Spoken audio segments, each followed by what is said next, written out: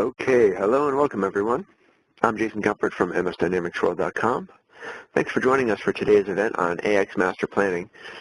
Today we're joined by Jake Roeder of Dynamic Consulting. He is a senior solutions consultant for them, and I'm really happy to welcome Jake as a first-time presenter for us. I think it's going to be a great event. We had a really good response to today's webcast, so welcome everyone. As we get the event started, please know that you can ask questions today. During the presentation, you can use the Q&A panel that you should see to the right of the main presentation window to ask Jake questions. He will be answering those throughout the event with some help from his colleague John. And without further delay, Jake, let me hand things off to you. Thanks, Jason. Can you hear me all right? We can. Great. Thanks for joining us today, everyone. There's a pretty good turnout, so I'm pleasantly surprised by that.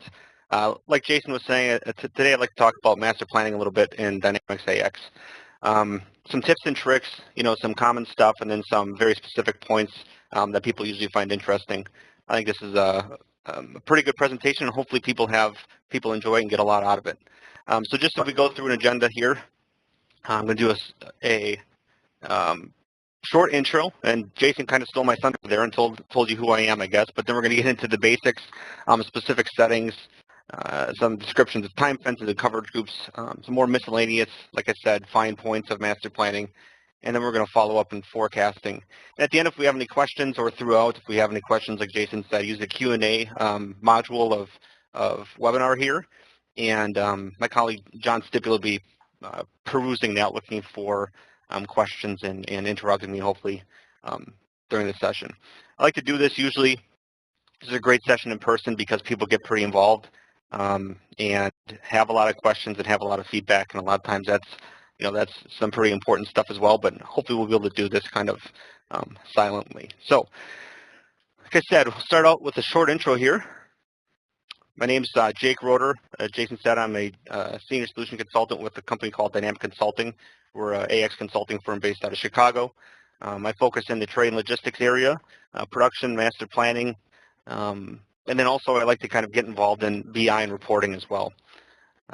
So like I was saying, this session I usually do in person, and I have some questions that I open up to the audience about which version you're on, how you use master planning, if you actually believe it or not. But since we're doing this kind of remotely, I'm going to at least share what I normally see from people. So throughout the years, I've now seen people kind of progressing towards versions 2009 and 2012, and then later, of course. And as far as master planning is concerned, there's not a whole big difference between 4.0 or 2009 or 2012, even 3.0. Master planning, the basics have been the same basically for a long time. Now, in the newer versions, in R2 and R3, there's some additional features, some new parameters, some new checkboxes and stuff that are available. But again, kind of the overall functionality still is basically the same. Supply, demand, net requirements, that whole thing. And then again, as far as people who use master planning and who trust the master planning results, usually in the groups I have about 10% of the people that say they're actually using master planning. And then out of those 10% of people, I usually have 1% or 5% of those people that use, that trust the results and then can understand kind of how to troubleshoot master planning if it throws results that you're not expecting or don't look right. So again, this slide is usually just to get people kind of on the same page that, everyone has questions about master planning. It's not a cut and dry answer. A lot of times it involves a lot of troubleshooting and investigation, and this presentation here hopefully is going to try to give you some more tools to put in your tool set. So if you run into issues or if you run into situations that you can't explain, you at least know where to investigate and some parameters or settings that could be causing the issues that you're seeing.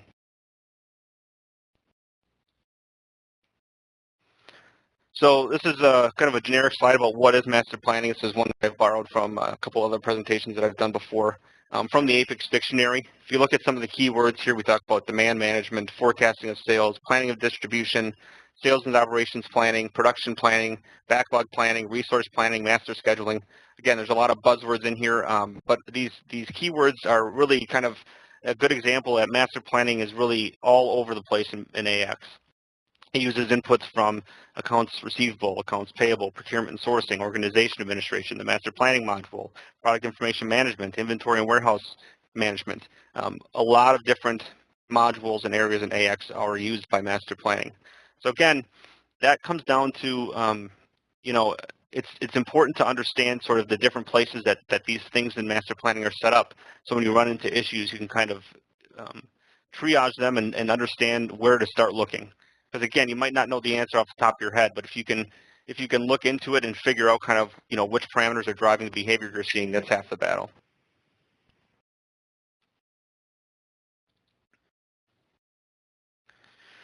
All right, so some of the basics. That introduction slide where I ask who's on master planning, who's using master planning, and who's not. A lot of times I see that half the audience or less is using master planning typically, and the other half or more are usually interested in sort of what master planning does and how to get introduced into it. So I like to start with a very brief, primer on what master planning is and what it uses in AX in order to get you the results that you're looking for. So first of all, master planning is an engine in AX that looks at your supply and your demand, does some calculations, and outputs net requirements or planned orders. You can see in this slide the types of supply we're talking about are things coming into your system, into your inventory. So purchase order receipts, production order report is finished, return sales orders, on-hand inventory counts as supply, and expected transfer order receipts, same kind of thing. As far as demand that's going out of your system, we're talking about things like sales orders or sales forecast. Safety stock itself, or minimum inventory level, is classified as demand too.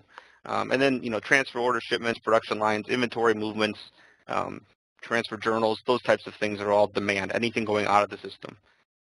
And then master planning takes both of those pieces of information, your supply and your demand, and a bunch of other generic settings or parameters, and then calculates what are called net requirements. And the net requirements are AX's way of telling you, I think you have enough, or I think you don't have enough to satisfy the demand that's coming into your system. And if you don't have enough, master planning generates what are called planned orders. And that might be planned purchase orders or planned transfers or planned production orders as well. And again, it's important to understand that these are planned orders and not actual orders. These are just suggestions by master planning. And there's an interim step called firming where you nominate a planned order to be an actual order.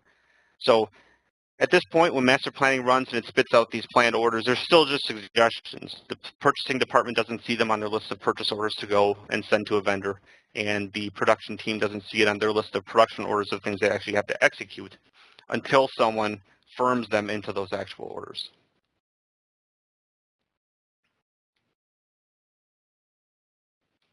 So just briefly about net requirements. Like I said, they're the results of master planning and scheduling requirements.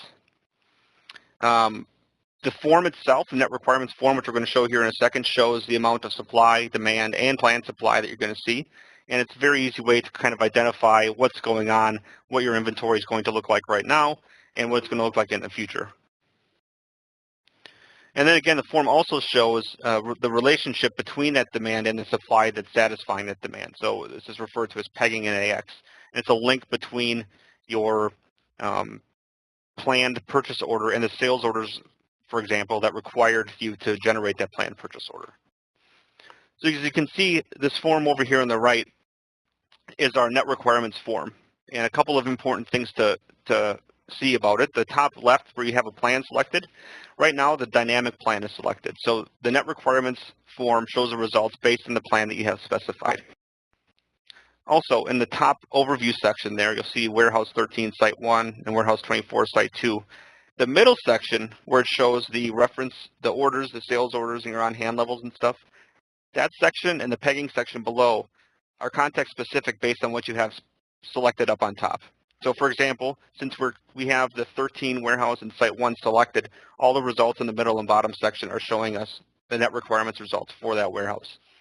So if you wanted to see the on-hand level and sales orders and expected receipts in the 24 warehouse at Site 2, you'd have to click on that line and it would change the information below. Now down in the bottom section, in the middle section first, you'll see, like I said, your on-hand levels. And then based on requirement dates, you can see the accumulated inventory levels at those certain time frames. So this is kind of an old demo set, but if you look at the on-hand, you can see that in the future at 12/14/2012, We're going to need 5 pieces on a sales order. We're going to need 5 additional pieces that same day, and then we're going to need 21 pieces on 12/21. If you look at our on-hand levels, we have 11 pieces on hand, and then the accumulated kind of keeps a running total of what our inventory is going to be at those given points. And then, of course, in the bottom we have, since I have sales order 00704 selected, it shows the planned production order that is generated for that sales order.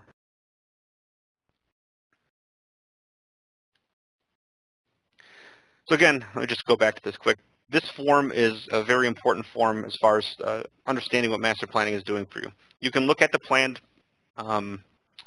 you can look at your planned orders form. You can go to master planning and look at planned orders. You can look at your planned purchase orders from the procurement and sourcing module. And you're going to see a big list of orders, all items, just for all date ranges, and they're not really ordered in any great way. So the place to start investigating really on if you see a result that you're not expecting is to look at that item and open up the net requirements on it and see if you can trace down sort of what's going on and why that particular planned production order or planned purchase order was generated. And Jake, Yeah. This is John. That screenshot you're showing is AX 2012, correct? Yes. But there's some questions about other versions. The stuff you're showing right now and the way to kind of dive into net requirements hasn't changed since 4.0 or AX 2009, or even it's going to be the same in AX 7, correct? Right, that's correct. Yeah, Okay. and again, I'll try to specifically call out where there's differences. As far as this form is concerned, it looks exactly the same through the different versions. Now, you may have, you'll see that this updates, the way the buttons are organized are a little bit different, I guess, but basically everything is the same.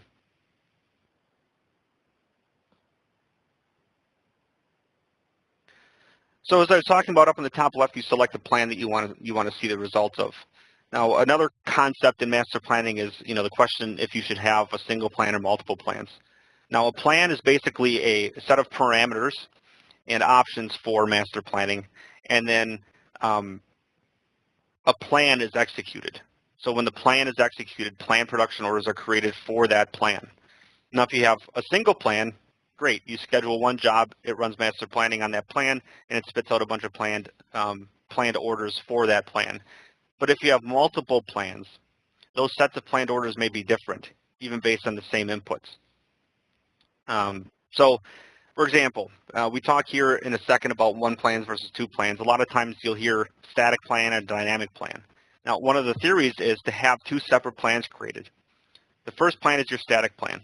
Now, static plan is created and it's updated at night or some sort of consistent time period that people are not in the system, and you're just refreshing it basically to recalculate your results, and then you act on that plan throughout the day.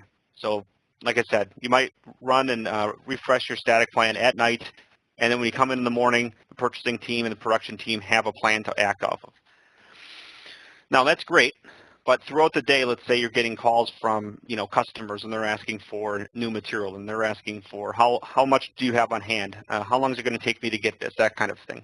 So what happens is the sales team can go into the system, they can create a quote, or maybe they want to create a sales order and then kind of give the customer an estimate based on the number of pieces that they're ordering or something. So they run an explosion, or they do some sort of net requirements update during the day.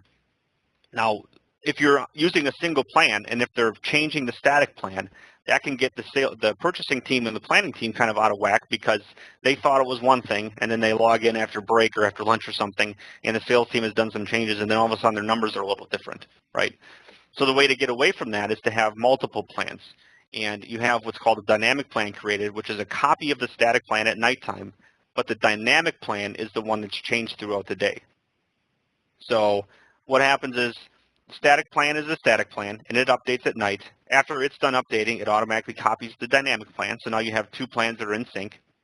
Throughout the day, the purchasing and production teams are working off of the static plan. They're firming orders from there. They're making their changes as they need to in the static plan. And then the sales team is working off of the dynamic plan. So again, they're taking the information that was relevant as of last night, and they're making their changes as needed, and they're running explosions, and they're updating net requirements and stuff, but they're not impacting the purchasing team, and the people are actually making actual orders from that. So that's the idea between having one plan, a single static plan and dynamic plan, and having two separate plans to represent each of those cases. So again, if we have one plan, that means you have the same plan between the static and dynamic. And ad hoc updating of net requirements throughout the day then would affect the main plan and could affect what the purchasing and production teams are seeing. And then also that would mean that the static plan is changing throughout the day as users are updating net requirements, where if you have two separate plans to separate those things out, the static plan stays the same, and then the dynamic plan changes throughout the day and is refreshed and copied basically from the static plan at nighttime again. So the other idea this is the description of having a single static plan and a single dynamic plan. The other thing you can do is you can actually have multiple plans for other purposes too. So in addition to just separating out, who's working in what and making sure that the purchasing and planning teams aren't being affected by whatever the sales team is doing, you can have multiple plans set up for different circumstances too. So you may have a plan that's set up to use sales quotations, for example, and maybe that plan is something that can generate, planned purchase orders based on your high percentage sales quotations, and that might give you some additional insight into if the year shapes up like we think it's going to be, we want to include the sales quotes and we want to purchase enough to be able to satisfy those two. Maybe one plan includes forecast and one plan doesn't include forecast. Maybe you want to buy your material based on the sales orders that you have, but you want to kind of know what the forecast might also cause that to look like. So you'd have two separate plans set up. Now again, those plans are going to be completely independent of each other. And you would run each of them independently and review each of them independently and do whatever you need to do with them. And when you look at the net requirements form, you just have to specify which plan's results you want to look at.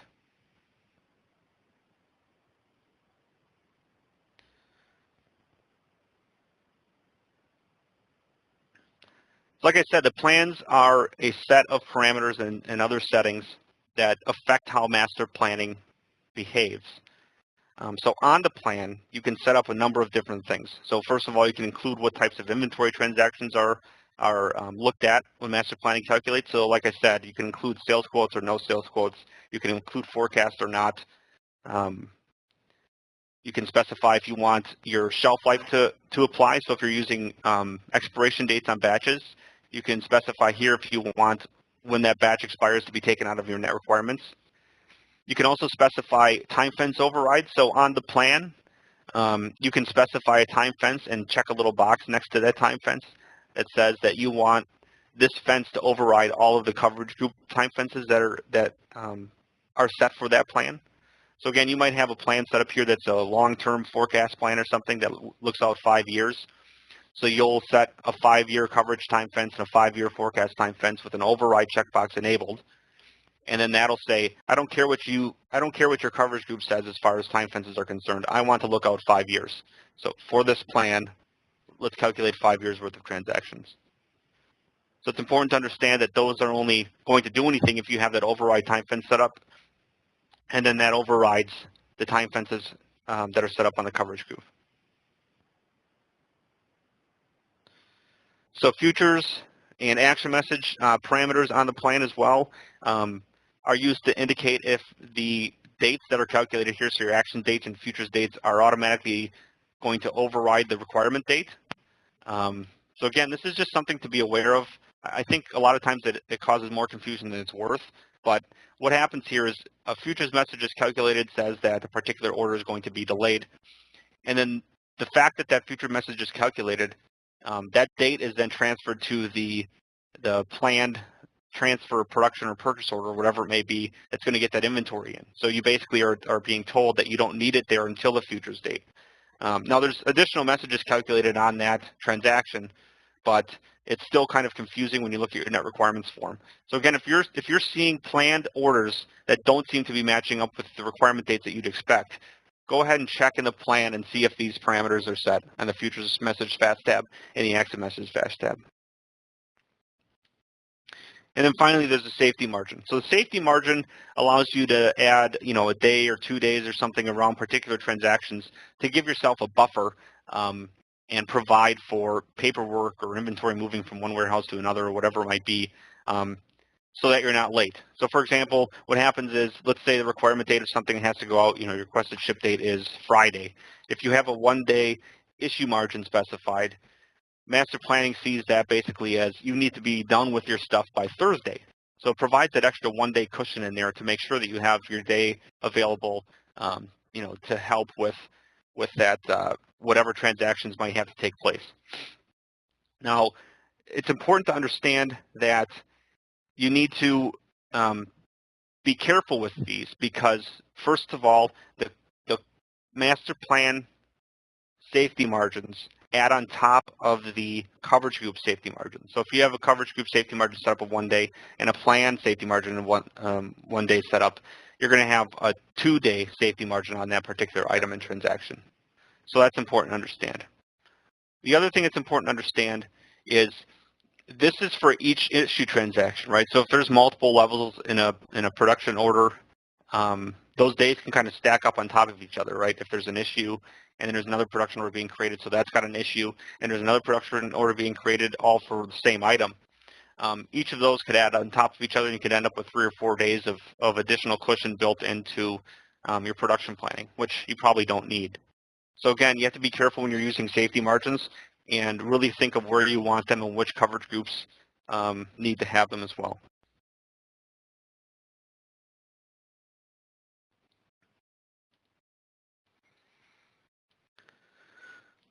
So as far as overall master planning parameters, these are kind of AX across the company, basically. These are company-specific parameters here, not necessarily based on plan. This is how master planning is going to work for all plans.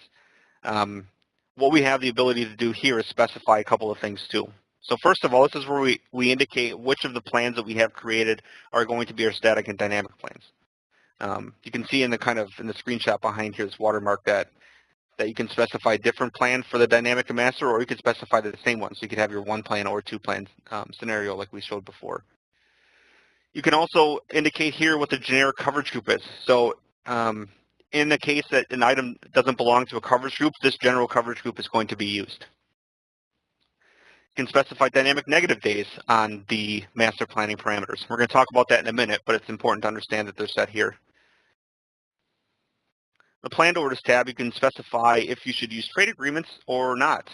And as far as trade agreements go, this is kind of an interesting spot here, I think. You can specify that master planning, so let's step back. When master planning generates planned purchase orders,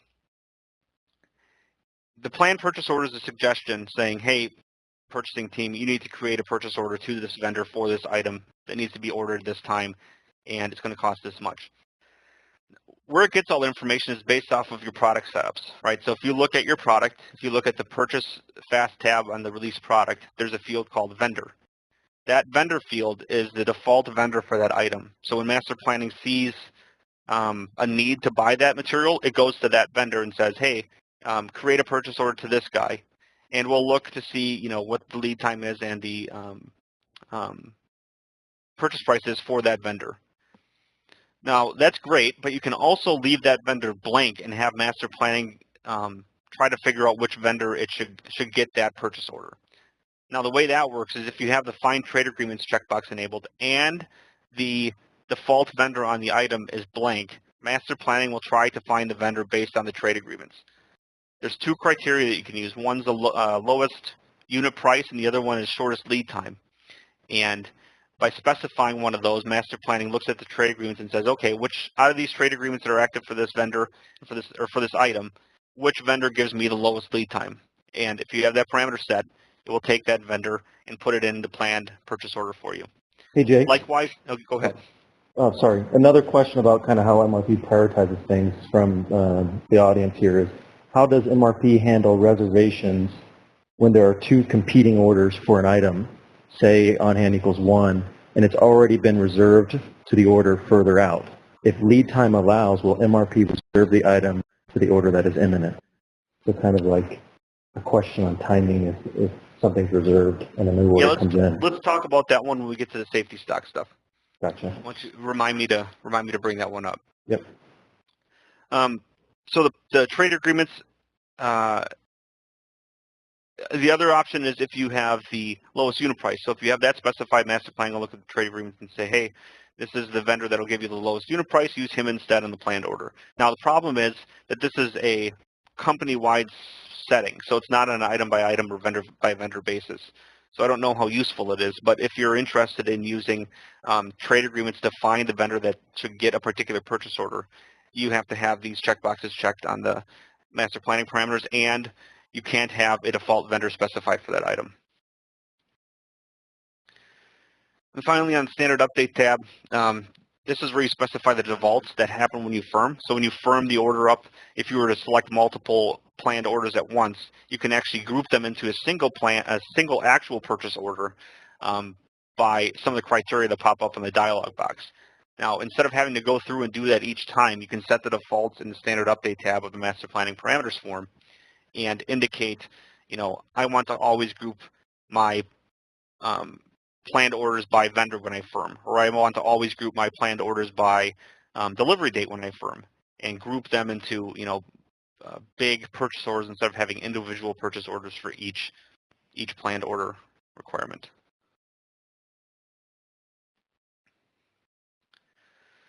So this is kind of, we're getting towards the end of generic AX stuff, and we're getting into a little more specific pieces of master planning functionality that people a lot of times have questions about. Now, one of those things is time fences.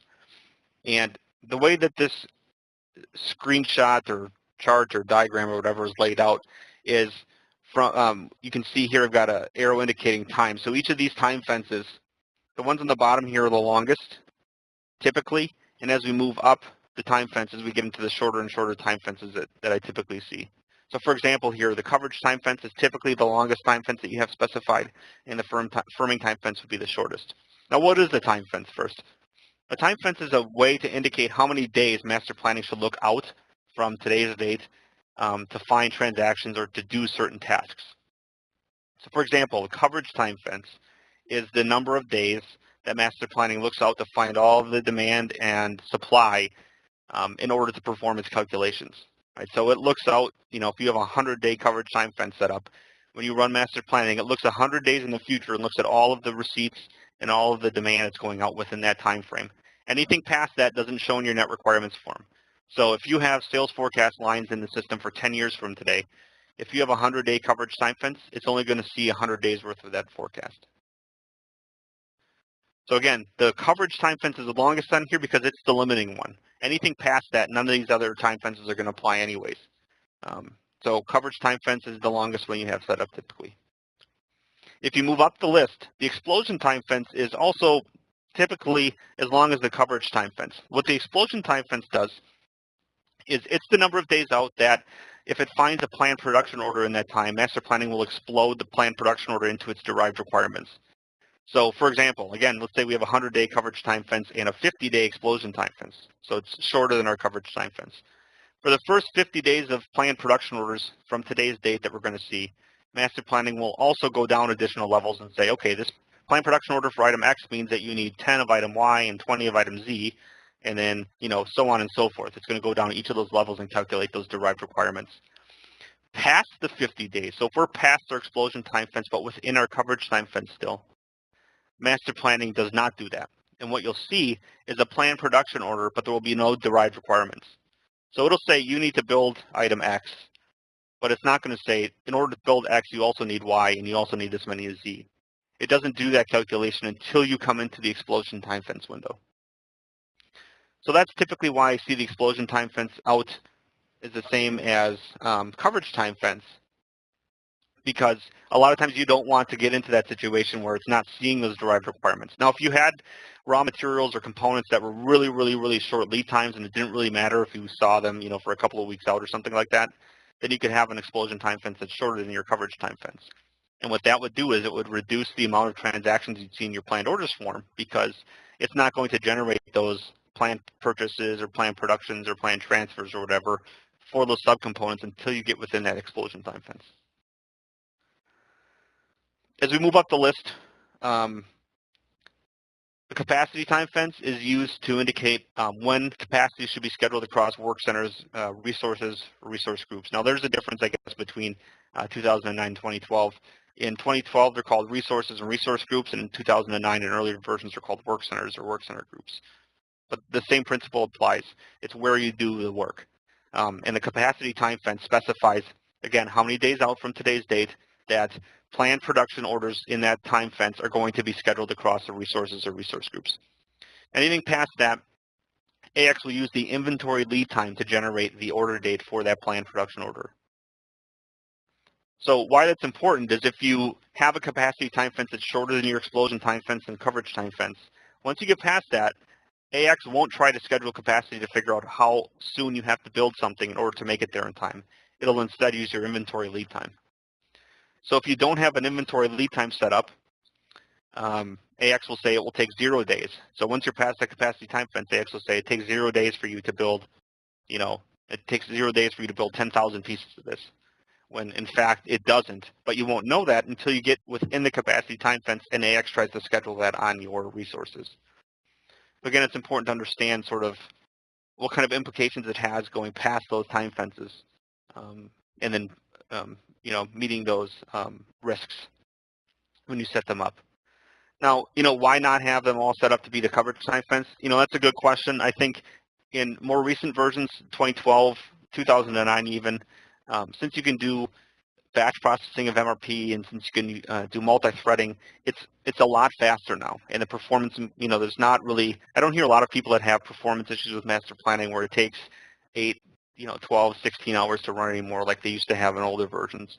So, there's a lot of times not a real need to change the explosion time fence and capacity time fence anything shorter than the coverage time fence. Now, the one benefit that you do have is, like I mentioned before, it does reduce the amount of transactions that you see in your planned production orders forms, or your planned orders forms, rather. So you got to kind of, determine on if there's too much clutter out there, maybe you adjust the explosion time fence, but you don't want to get it too short because then you might miss stuff. So you just have to kind of be careful when you get into tweaking these time fences. Actions and futures time fences are really just calculations on, or the number of days that requirements within that time fence are going to have actions and futures messages calculated on them.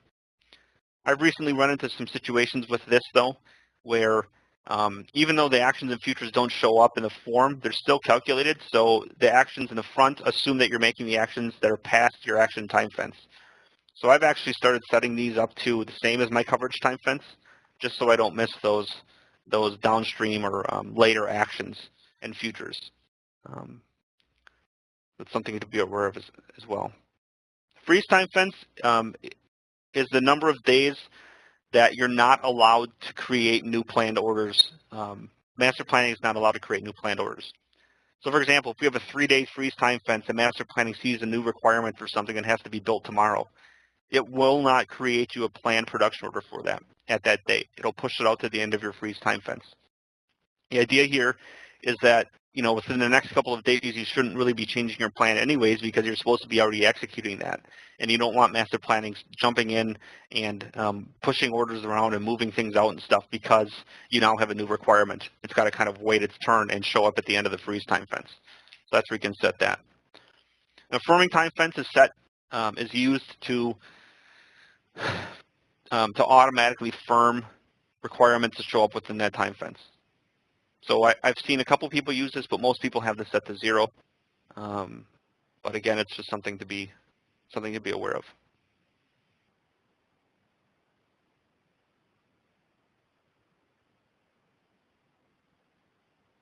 So again, we just talked about time fences, a couple extra points. They're based on requested ship dates. That's important to understand. Capacity and explosion time fences do have the most significant impact on performance if that's really affecting you. You can certainly see the impact there in the session log as well. You can see some of the stuff that's happening. The action messages or future messages or explosion steps are taking longer. You can kind of see some of that stuff. Again, like I said, past capacity time fence, inventory lead times are used. And then there's a recommendation actually from the manufacturing team on their blog that says the recommendation for coverage time fence on purchased items should be no longer than twice the longest lead time.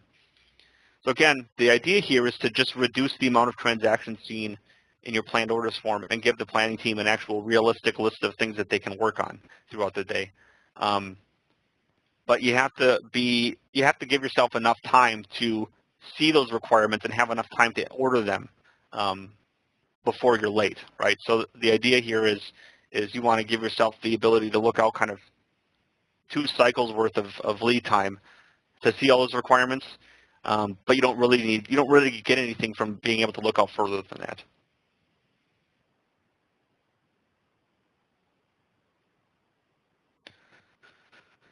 So coverage groups. Coverage groups are ways to group items together and plan similar items in similar ways. Coverage groups have a lot of settings on them, so time fences and specific planned order behavior on sizes and when those planned orders should be generated are controlled by the coverage groups. They have negative and positive days as well, which we're going to talk about in a minute.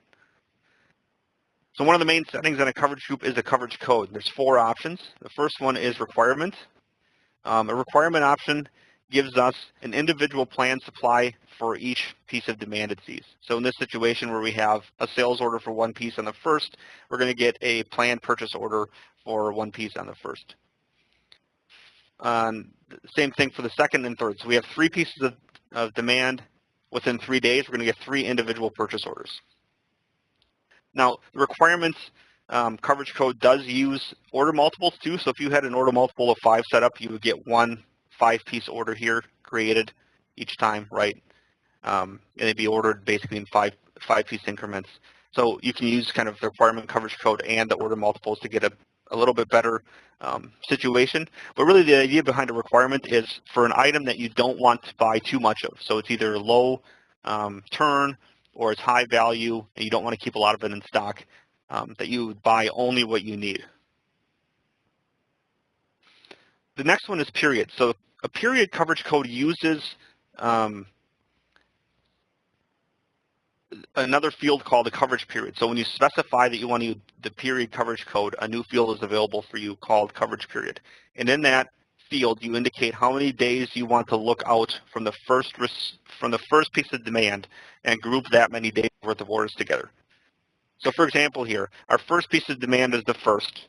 We have a coverage period of 6 days set up. It looks out 6 days, finds all of the demand within that time frame, and generates a single planned supply for that demand with the requested delivery on the first day of the demand. So this allows us to group up all 5 of these, if you use requirement, which would be individual orders, into a single order. But it does bring all that inventory on hand the first day, right? So we have too much inventory all the way until the 7th, basically. So this is kind of, you got to kind of weigh the good with the bad here. It allows us to group all these together, gives us 1 single order, but then we have 7 days worth of inventory instead of 1, right? Now, the other thing that's important to understand here is this is based on the first requirement date of the demand. It's not based on a calendar. So if you create a 7-day period, that's not a weekly coverage group. That's not going to generate you a new purchase order every week. That's going to, when it finds demand, create a week's worth of supply at that point. So you might get one on the first, like here, but let's say we don't get another piece of demand for this item until March 16th. It's going to say at March 16th, how much demand is in the next 6 days and generate 1 order there, right? It's not going to give us individual orders every week up until then.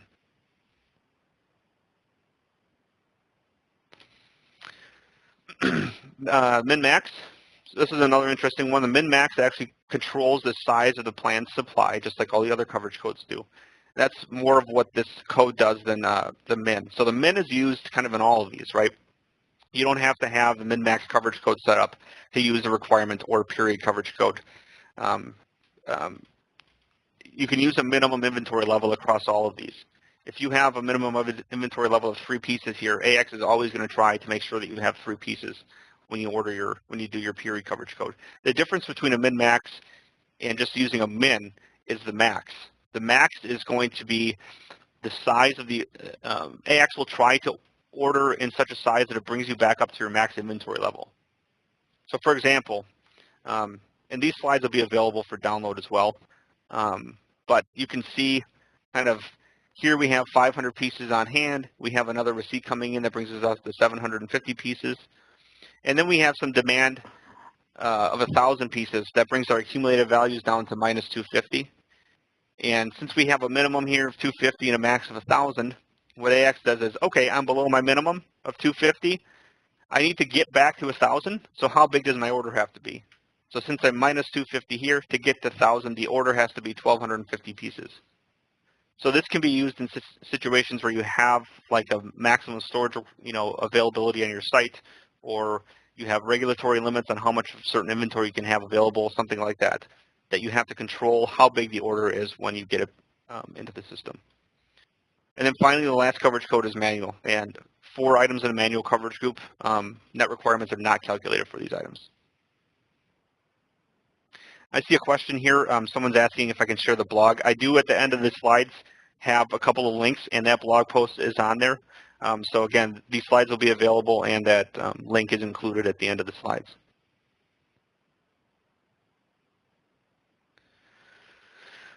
So I just skipped over briefly before, but positive and negative days are another fields that are included on the coverage groups. And these ones are sometimes tricky, and the nomenclature I think is strange. And people have different preferences on how they set them up as well. So I just like to go through what they do and some suggestions on how to use them. So positive and negative days are the way that you can specify basically the jitteriness, I think is the word that people like to use, of master planning. So what happens here, and let's start with negative days because it's easiest to explain. Let's say we have a situation where we have an existing purchase order coming in on the 17th, and we have a sales order on the 1st.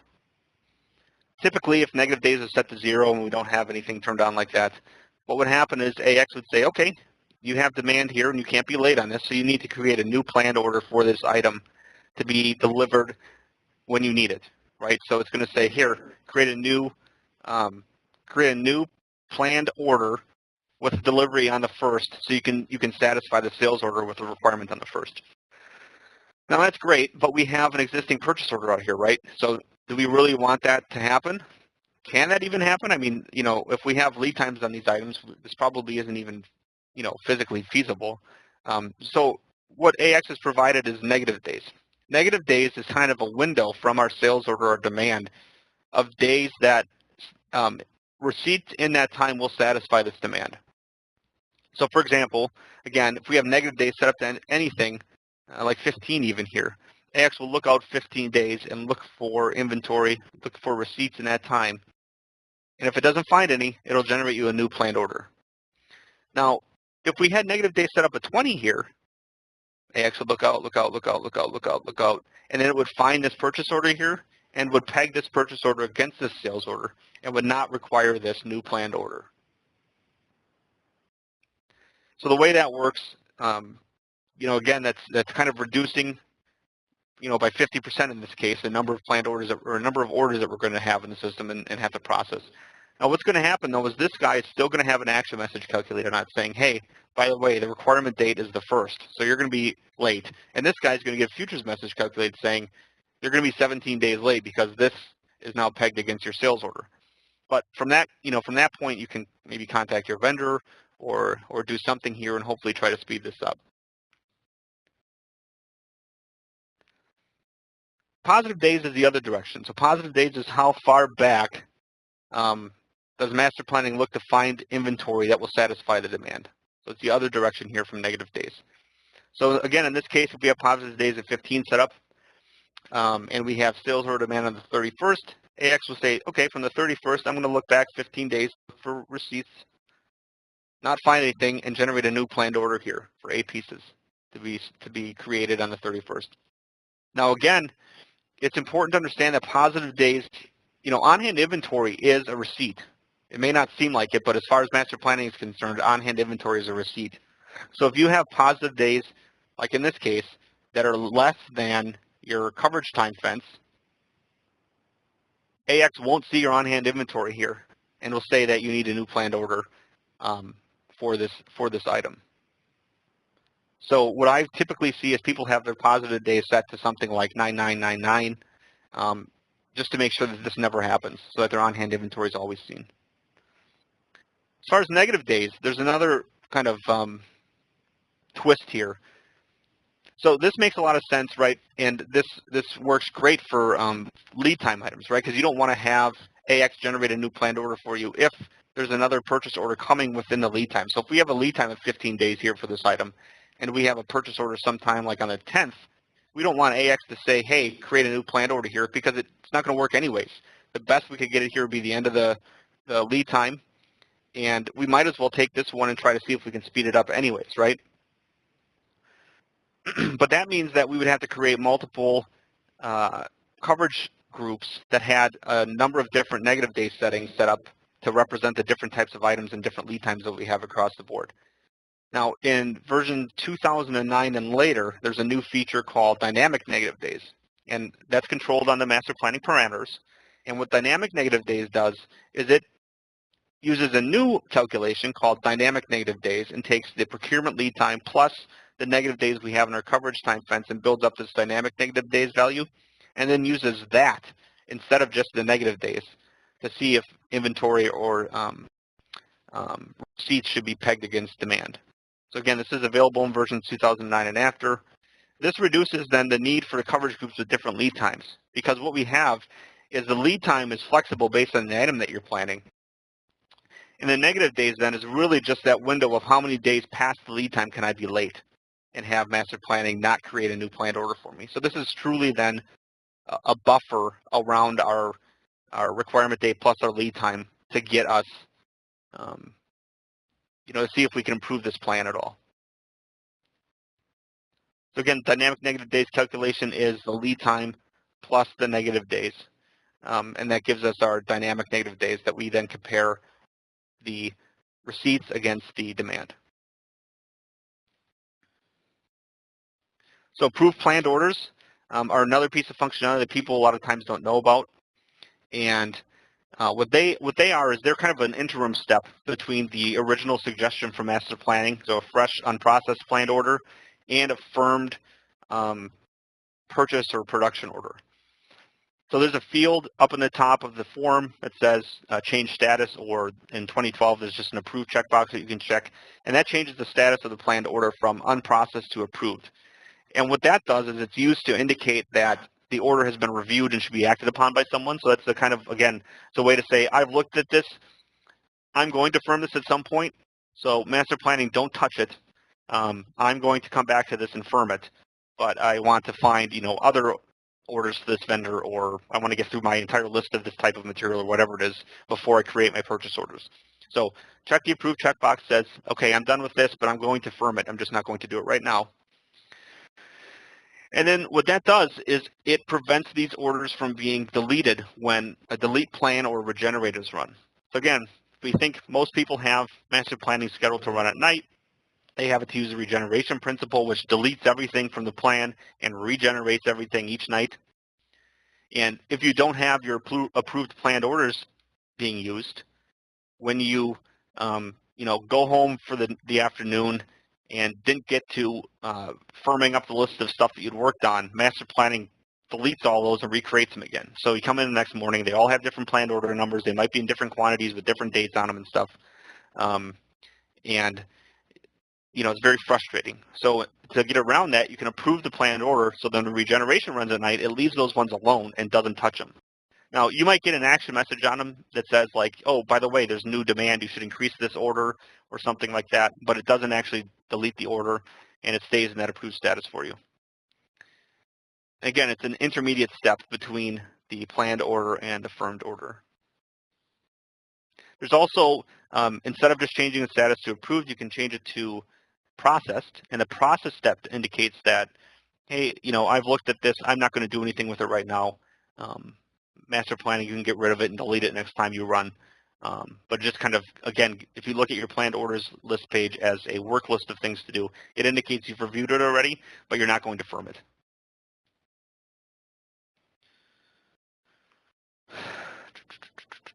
All right, fulfill minimum. This is the spot that I also wanted to address that question about, what was it?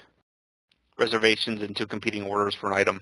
Yeah, we have another question too, Jake, kind of is, does master planning consider warehouse capacity when creating planned orders? No. Right.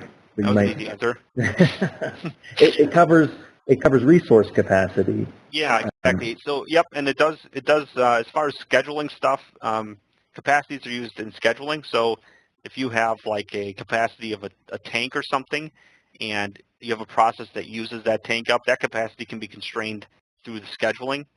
But as far as creation of the orders to bring material in, that's not controlled.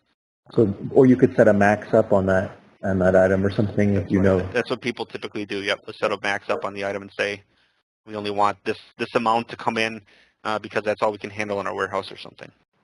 Right. Yep. Great. So fulfill minimum. Fulfill minimum was another one of those fields that's kind of set up by default, and you never really even see it until you're having problems with it. And this guy is controlled in the item coverage form, and you can have them by coverage dimensions. So again, if you have if you're planning by site and warehouse, you would have a site and warehouse specific version of this field. So in addition to putting a minimum on, this is also where you control your minimums. The fulfill minimum field indicates where the safety stock requirement date is. Now, safety stock is a requirement just like anything else. It's just like any other demand. If you look at the net requirements form actually and you do your control G to pop up your filter grid, you'll see that the safety stock line is filtered out of the net requirements form by default. But it's a demand. It's a need that master planning tries to satisfy. So it pegs against your on-hand inventory just like everything else does, right? So if you click on your on-hand inventory on an item in your net requirements form, if you click on the on-hand line for an item that has a minimum, down in the lower pegging section, you will see a safety stock line pegged against that. And that safety stock line will have a requirements date. And unless you've changed this fulfill minimum field, it will be today's date. And so what this field does is it moves that requirement date for that safety stock item, that safety stock requirement line. You have 4 different options here. The first one is today's date, and that's what it is by default. So that makes the safety stock requirement date today's date. And what that does is similar to these reservations that we were talking about, is master planning orders its list of requirements by day, basically, and then by priority. So even though safety stock is the lowest priority on the list and should be pegged after everything else, by the nature of it having today's date as a requirement date, it's kind of first in line, right? So we do an order by date and then by priority. So since it's today's date, master planning is the top of the list, and safety stock is at the top of the list, and safety stock then pegs against their on-hand first. So what this causes is you might see a situation where you have a sales order explosion or a production order or a futures date calculated, any of that kind of stuff, CTP, those types of things that are trying to see if you have enough inventory to do something, that the safety stock is pegged against your on-hand first, and then master planning spits out a new planned order and pegs that against your new demand. So you'll see a situation where you have on-hand inventory to satisfy a production order, but master planning, the safety stock is already pegged against that inventory, so master planning has to create a new planned order to satisfy your production order's need, and then it'll generate a futures message on that. So even though you have enough inventory to satisfy it, you'll still get a futures message on your planned production order. I see that a lot.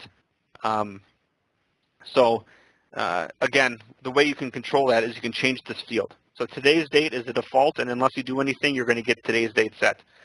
But you can also specify today's date plus procurement time, which takes the lead time into account, the purchase lead time for the item, and we'll move that out to then. There's also a first issue, which will make the safety stock requirement the same date as the first demand. So that kind of says, hey, the first demand is going to win because, again, it's ordered by priority and safety stock is the lowest priority and they have the same date. But it's also not going to make you order something for safety stock unless you have demand for that item. And then finally, a coverage time fence is the other option where you can specify that the safety stock requirement is there, but the requirement date is all the way at the end of your coverage time fence. So again, just understanding that these fields are available is something that you can use to adjust where the safety stock sits and then kind of like how the pegging works for your planned production orders and explosions.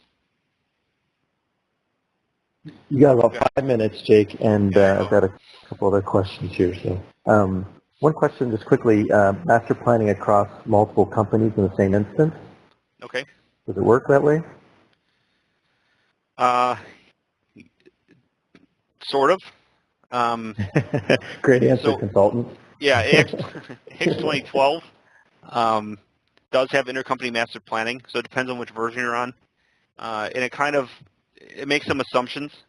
So, intercompany master planning is tricky, but it does use, because you think of if you have a complicated scenario where company A is buying from company B, and then company B is also buying from company A, it gets kind of tricky in there on how you set that up, which company runs first.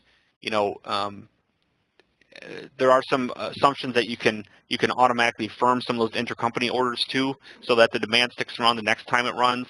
It does get kind of tricky, but it is possible.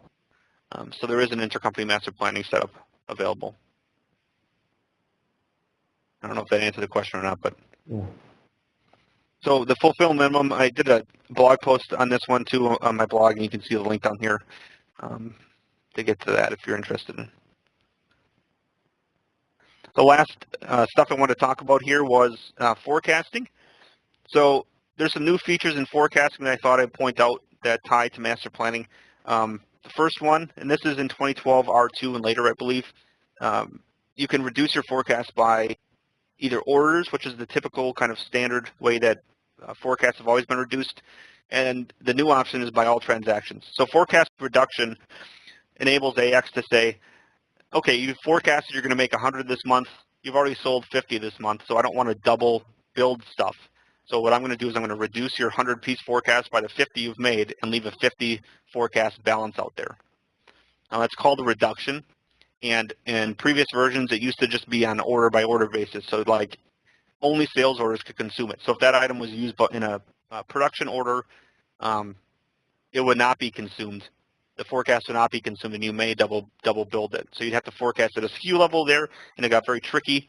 So now you can actually forecast at an intermediate level, so not a SKU level, maybe down at like a product family level or something on an item that's used by multiple bills of material.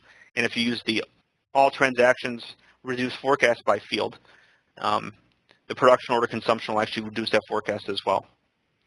Dynamic reduction principle, that's a new feature in 2012 where the forecast reduction period is not set up by a calendar like it used to be. It's instead dynamically created by the forecast dates. So you might have one period that's a couple of months because you only have 2 forecast lines in the system and they're a couple of months apart. Or if you have a forecast line every week, you're going to have weekly periods. So it's based on, the period is created based on the first forecast date, and the next forecast date is a period created in between those two, and so on and so forth. They don't have to be consistent. It could be every other day.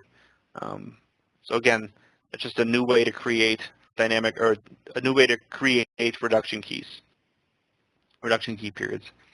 And then finally, the item allocation key is a way that you can forecast at sort of a product family level.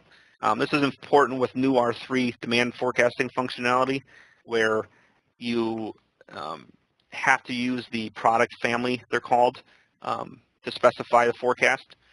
So it's something that's interesting and important to use. And then you don't even really have to use it for forecasting if you don't want, but you can still use it for reporting. So you can see in the screenshot down below, I've actually created a item allocation key with 2 disparate item numbers. And then I would group those 2 together into my TV item allocation key, and then I could report on that. I could look at forecasts by that item allocation key. I could look at actual orders by that from the supply schedule form if I wanted to as well. So those are some new features that are available and something that's important to be aware of.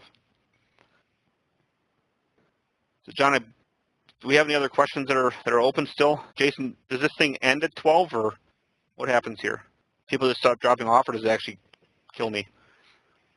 Well, we can keep it running for a while if you're available to continue answering questions. Okay. So just let me know. Great. Sure. Then Bill has asked, can you explain the first issue setting again for fulfill minimum? Yeah, so the fulfill minimum field, again, specifies when the safety stock requirement date is, and first issue says that the requirement date for the safety stock should be the same date as the first other demand for that item. So let's say we have an item that has a minimum value of 10 pieces. We don't have any in our inventory, so we're below our minimum right now. But we don't have any demand for it, right? No one's bought it yet. If we use first issue, we're not even going to see a safety stock requirement in there yet. Even though we have a minimum or below our minimum, AX doesn't care. The first time someone orders that, though, let's say it's in 2 weeks. Someone orders it with a delivery date of 2 weeks from now. AX looks at that first issue's requirement date and says, okay, by the way, you also need to get to a minimum of 10 pieces here. So it's going to take your safety stock requirement and put it out to that date as well. So that way your safety stock doesn't necessarily look late. It's not first in the list. And you're not creating two separate transactions for it either, right? Because this at least allows you to create, buy enough for that order, plus get you to your minimum level. Yeah, you might not want to pay shipping or something to just get your safety stock in, but go ahead and get me back up to my safety level on the next order or something. And the other nice thing is it doesn't, I mean, if you had today's date specified, that safety stock will show up and the planned order for that will be pegged to today. You know, have a requirements date of today, and it will look late, and you're going to get futures messages on it, and it's just going to be kind of messy. So, was there anything else, John? No, most other people are just complaining about how boring you sound. That was me, I think, commenting. Oh. If you don't use future messages, and if you don't use future messages, and you set the dynamic negative days, where can you see the order if it's going to be late? If you don't use future messages. If you don't use futures messages and you set the dynamic negative days, well, that's the tricky part. So I mentioned that some people have different preferences for negative days and positive days, and what I've seen across the community is a lot of times you'll see people that say set them both to 99999, and then you'll never be told to like buy more inventory than you need, right? Because AX will always look for an order that's coming in, even if it's 3 years from now. It'll see that and it'll say speed it up and get it here in time.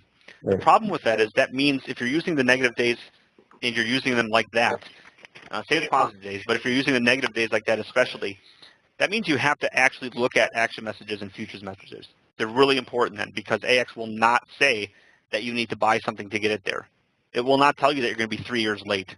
You know, if you're not looking at those things, it's just you're not going to know it until you're late. And it's important to, you know, if you're using dynamic negative days, you really need to have the actions and futures messages turned on. Now, what I've seen is actions and futures messages are kind of advanced functionality in AX, I think. And they really only work well if you have everything else set up well too. But even if you can't trust the number of days exactly, and even if you can't trust, you know, that the quantity should be increased or reduced by the correct amount, you can at least use them as kind of indicators that something can be better, right? So the sheer fact that it says that there's a futures date being calculated, even if you can't believe that, you know, your working days aren't set up properly or something, your calendar's wrong or whatever it might be, and it's 3 days instead of 6 days, it at least is an indication that you're going to be late on that sales order and you should look at it, right? So I think if you're going to use dynamic negative days, you should definitely turn on actions and futures messages and again, use them as indicators that something is wrong there and that you need to investigate further.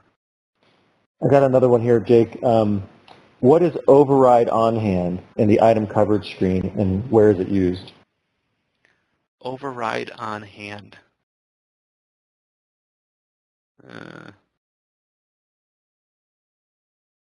I don't know. I don't know what that is. There's a new field in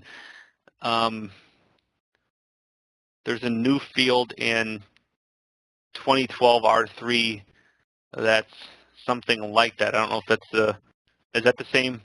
I don't know who asked this question, but is that the same field you're asking about? Chandler asked it. I'm not sure. Override on hand, so maybe we'll follow up with him. Yeah, I'm gonna have to look at that one. Yep. Okay, I think that's good. Okay, great. Well, these slides, like I mentioned before, Jason, are they going to be? You have a link to them or something on? Yeah, so we'll get the recording prepared. We'll send an update out to everyone who registered, and in that email we'll include information on how they can get the slides from you, link to download, and then you have information there. Yep. Awesome. Great. Thanks for your time today, everyone. So, all right, and with that, we will wrap up. I just want to remind everyone to look for the survey that will pop up when you leave today. It just takes a couple seconds to fill out, and it gives us and the speakers some really valuable feedback about what you thought of today's event. So please do look for that as you depart. With that, I'm going to end the session. Have a great day, everyone. Great. Thank you. Thanks, Jason. Yeah, thank you, Jake. Bye-bye.